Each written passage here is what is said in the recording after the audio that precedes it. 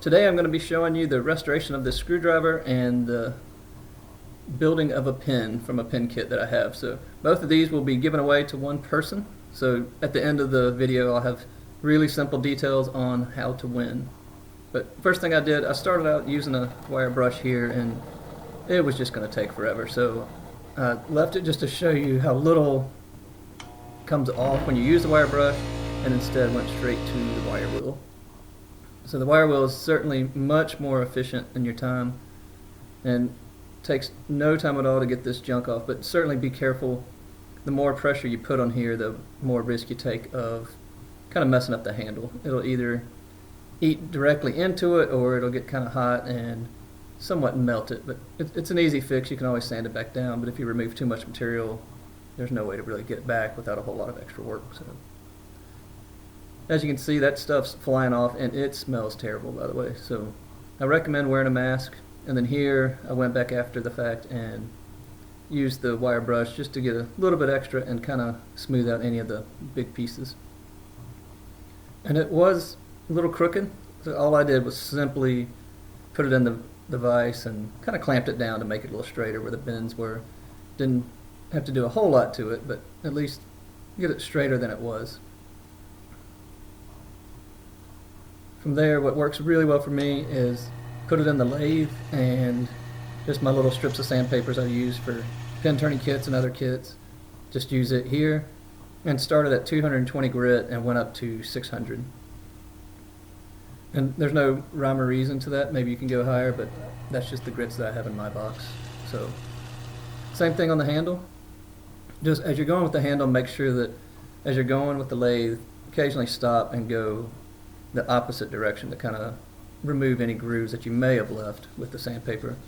And then here I just used a long screwdriver so that it would kind of contour to the grooves a little bit better than my hand, as I tend to put pressure in more spots than others. It's a little uneven.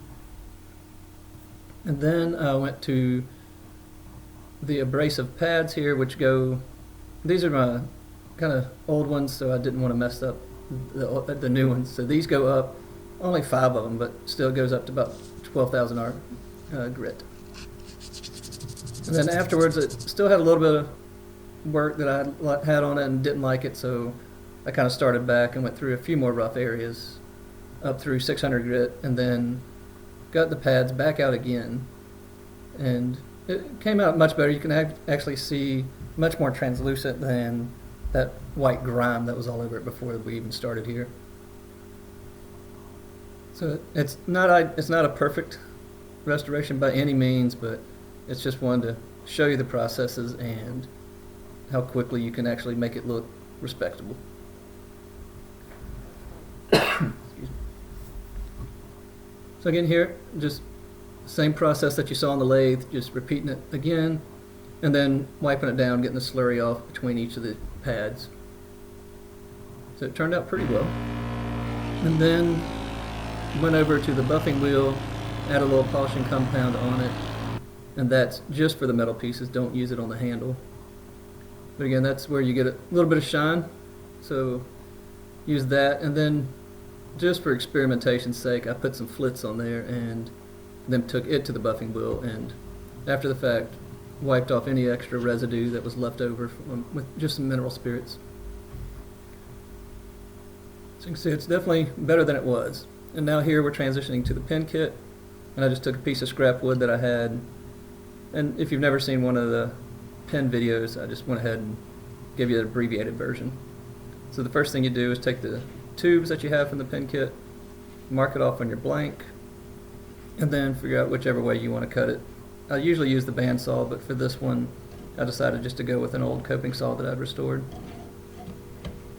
So this wood is not the most dense or hard to cut through, so it was nice, and I appreciated going this way. It's a lot less mess, and I could just brush off the table versus having to break out the shop vac.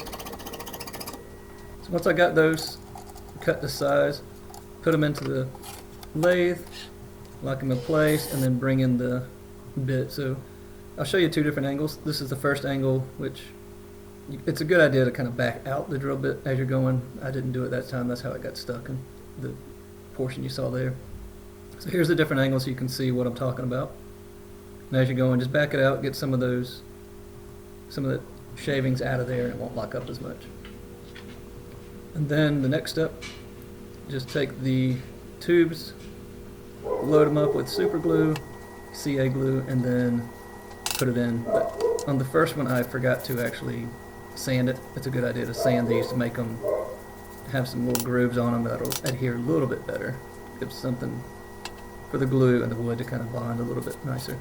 And then I use activator just to make things much quicker, and that CA glue will set up within 5 to 10 seconds. So a few minutes later, giving it plenty of time to make sure that it had set, sanded it down to the tubes, and then here, this drill bit that I have, this adapter, you could actually use to get it flush with the tubes rather than sanding it, but I don't like to do it. Here the intent was purely clear out any residual CA glue or debris that had gotten in there, and then I can slide it onto the mandrel. But you can see it does have a little bit of super glue or CA glue that got stuck in there, and what I had to do was just screw it down, and then eventually it'll get past the threads of the mandrel, and from there I can slide it back and forth and actually clear out what was in there. So it's not the worst thing, it's just a matter of I got a little rushed and lesson learned. So you can see it comes off easily this time once you get that debris out. So then put the bushings in. That way the bushings are designed for each pin, and they're going to be the same thickness essentially as the tubes. So that way when you file it down, it's going to be right where you need it to be. Here, getting it loaded in. Let's get my tool rest set and check it with my hands before I turn it on to make sure it's not going to hit the tool rest.